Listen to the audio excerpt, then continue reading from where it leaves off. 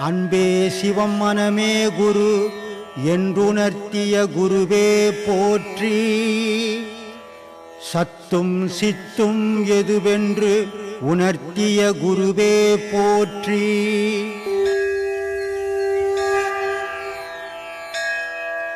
So இங்கே நீங்கள் இந்த ஆசிரமத்துக்கு உபதேசத்துக்கும் மற்ற உபதேசத்துக்கும் என்ன வேறுபாடு சார்? அதுதான் இந்த ஆசிரமத்தினுடைய நிலையே என்னன்னா, உன் மூச்சை கவனி. ஒரு பாடல் சொல்கிறேன். வால்மீகர் சொல்கிறாரு, இருள் வெளியாய் நின்ற சிவபாதம் போற்றி, எழுத்துதனின் விவரத்தை விரித்து சொல்வேன், அருவுருவாய் நின்றதுமே எழுத்ததாகும், ஆதி அந்தம் அண்ட பிண்டும் அதுவேயாகும், திருவுருவாய் ரவிமதியாய் நின்ற ரூபம் சிவசக்தி திருமாலின் ரூபமாகும், வரும் உருவே சிவசக்தியின் வடிவமாகும், வந்ததிலும் போனதிலும் மனத்தவையன். அப்போ என்னது அது? வந்தது போனது என்னது? மனுஷங்கிட்ட போய் எப்போ வந்ததிலும் போனதிலும் மனசை வையன்னா என்ன வந்தது என்ன போச்சு? மனிதனுடைய மனம் எதில் இருக்கணும்னா, வந்த மூச்சிலையும் போன மூச்சிலையும் மனசு இருக்கும். அந்த மனசு இல்லாததால் இவன் கெட்டு குட்டி சிவராக போயிடும். அந்த வந்ததிலும் போனதிலையும் மனசை வச்சான்னா இவனுக்கு ஞானம் பிறக்கும்.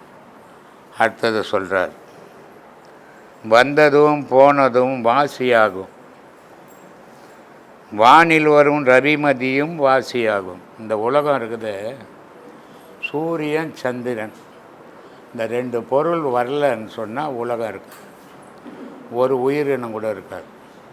அதே மனிதனுக்கு இடைகளை பிங்களை என்ற மூச்சு ரெண்டு வரலன்னு சொன்னால் மனிதனும் இருக்க மாட்டான், உயிரினமும் இருக்காது. அப்போது நம்மளுடைய மனசு எது மேலே இருக்கணும்? எல்லா செயலும் செய்யலாம், ஆனால் நம்ம மனசு மூச்சு மேலே இருக்கணும். இந்த மாதிரி இருந்தோம்னா நம்ம அந்த பொருளை அடையலாம். இதை திருமூலர் சொல்கிறார். இந்த மூச்சை நீ என்னமோ ஏதோ மூச்சின்னு விட்டுடாத, அந்த மூச்சு தான் நீடா. அப்போ அந்த மூச்சோடு நீ கலந்து வாழ கற்றுக்கோ. அதை எப்படி சாமி கலந்து வாழறது? ஏற்றி இறக்கி இருகாலும் பூரித்து காற்றை பிடிக்கும் கணக்கறிவாளிக்கு கூற்றை ஒதுக்கும் புரியதுவாமே. இந்த மூச்சை நல்லா ஏற்றி இறக்கி 3 மூச்சாக இருக்குது. இடைகளை பிங்களை சுழுமுனைன்னு 3 மூச்சாக இருக்குது. இந்த 3 மூச்சு ஒரு மூச்சாக மாறிச்சுன்னாக்கா யமன்ற பயமே உனக்கு கிடையாதுன்ற. இதையே அழுகணி சித்த சொல், எட்டா புறவியடி ஈராறு காலடியோ விட்டாலம்பாரமடி வீதியிலே தான் மறு, கட்டா கயரெடுத்து கால்நாளும் சேர்த்திருக்கி அட்டாள தேசமெல்லாம் ஆண்டு இருந்தால் ஆகாதோன்ற. ஒரே விஷயந்தான், ஆனால் சொல்கிற விதங்கள் ஒவ்வொரு மகான்கள் ஒவ்வொரு விதமாக சொல்கிறாங்க. அதே திருமூலர் சொல்கிறார், உண்ணும் போதும் உறங்கும் போதும் உயிரெழுத்தை உயிரை வாங்குது, பெண்ணின் பால் இந்திரியம் விடும்போதும் அவத்தில் நில்லு, தின்னும் கைலை மருந்து அதுவே ஆகும் அப்படின்னு அகஸ்தியர் சொல்கிறார். ஒரே விஷயம், ஆனால் ஒவ்வொரு மகானும் மாறி மாறி சொல்லுவாங்க. மூல துவாரத்தை முட்கரமிட்டு மேல் துவாரத்தில் மேல் மனம் வைத்திரு, வேல் ஒத்த கண்ணை வெளியில் விழித்திரு, காலத்தை வெல்லும் கருத்தத்தானேன்வார். அது மாதிரி ஒவ்வொரு மகான்களும் தெய்வத்தை அடையிறதுக்கு நமக்கு பல போதனைகளை பண்ணியிருக்கிறான். ஆனால் நம்மளுடைய பழா போன ஆசை, திரை மாயை, ரெண்டும் சேர்த்து திரை போட்டு நம்ம அதில் பயணம் பண்ண முடியாமல் உலகமே தவிச்சுன்னுக்குது. உலகத்துக்கு நான் சில கேள்விகள் கேட்கணும் அப்படின்னு ஒரு எண்ணம் எனக்கு. கடவுளைன்னா யார் கும்பிட்றது? கடவுள்.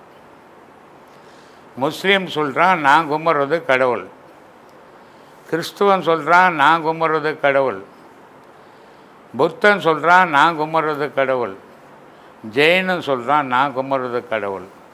இந்து மதத்தில் பார்த்துட்டிங்கன்னா சிவம் கடவுள், சக்தி கடவுள், பெருமாள் கடவுள், பிள்ளையார் கடவுள், முருகன் கடவுள். இதில் யார் கடவுள்? யாரை கும்பிடணும்? இது ஒரு கேள்வி. இது நான் இந்த உலகத்துக்கிட்ட கேட்குறேன். இந்த உலகம் எனக்கு பதில் சொல்லுமான்னு பார்க்குறேன். சொல்லுங்க. நம்ம எல்லாரையும் தான் கும்பிடுறோம். நம்ம இந்து மதத்தில் எல்லாரையும் கும்பிடுறோம். இல்லை, நம்ம இந்து மதத்தில் நம்ம எல்லாரையுமே கும்பிடுறோம். ஓ, இந்து மதத்தினுடைய நிலை எப்படின்னா, நீங்கள் ஒரு வீட்டில் 5 பேர் இருக்கிறீங்க, 5 அண்ணன் தம்பிங்கிறீங்களா, ஒரு அப்பா இருக்கிறாரு, 5 பேரையும் அனுசரித்து போவார். அந்த மாதிரி இந்து மதம். மற்ற மதம்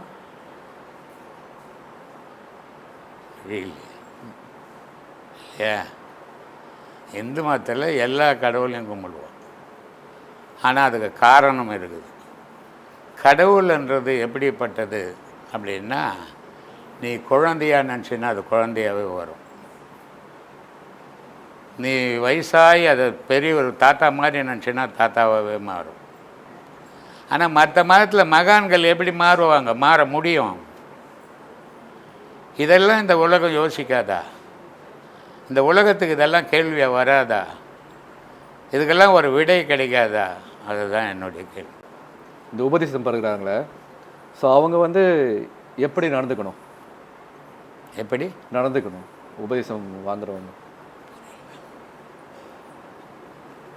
புரியல. இந்த உபதேசம் வாங்குறவங்க இன்னும் சொன்னாவா இல்லை, இந்த உபதேசம் வாங்குறவங்க வந்து எப்படி நடந்துக்கணும் ஒழுக்கமான வாழ்க்கையில்? முதல்ல அவங்களுக்கு தேவை ஒழுக்கம். 2வது எல்லார் மேலேயும் பரிவு வரணும். 2வது எந்த புலால் வகையில் சாப்பிடக்கூடாது. ஏன்னா மனித உடலில் நீ எதை சாப்பிட்றியோ அதுதான் ரத்தமாக மாறுது. இப்போ மீன் சாப்பிட்டுக்கினே தொடர்ந்து சில பேர் மீன் சாப்பிடுவாங்க. அப்போ மீன் சாப்பிட்டா மீன் ரத்தம் தான் வரும். சில பேர் கறி சாப்பிடுவாங்க, அவங்களுக்கு அந்த ரத்தம் தான் வரும். எதை உணவாக கொள்கிறாங்களோ அதுதான் மனுஷ உடலில் ரத்தமாக மாறுது. அந்த ரத்தமாக மாறும்போது அவனுடைய குணங்கள் மாறுது. சாந்த குணம் போய் மூர்க்க குணம் வரும். கடிக்கிறது, இடிக்கிறது, குத்துறது இதெல்லாம் சாப்பிடும்போது அதனுடைய குணங்கள் இருக்கும். ஏன்னா அந்த ரத்தத்தில் இருக்கிற வீரியம்தான் அதில் இருக்கும். அதே நேரத்தில் சாந்தமான உணவு, கீரை, தயிர், இந்த பால், இந்த மாதிரி உணவுகள் சாப்பிடும்போது சாந்தமான குணம் வரும். அதே நேரத்தில் நம்ம ஒரு ஆன்மீகத்தில் பயணம் பண்ணும்போது நம்மளால் முடியாத போய் செய்ய வேணாம். எந்த நன்மையும் யாருக்கும் செய்ய வேணாம். உன்னை நீ காப்பாற்றிக்கோ. ஆனால் முடியும் போது உன்னால் முடிஞ்சவங்களுக்கு உதவி செய். அது பெரும் தர்மம். இப்போது எனக்கு ரொம்பலாம் பேச தெரியாதுங்க. இப்போ வந்து திருமூலரோட 3000 பாடல்கள் பற்றி நிறைய சொல்லியிருக்காங்க ஐயா.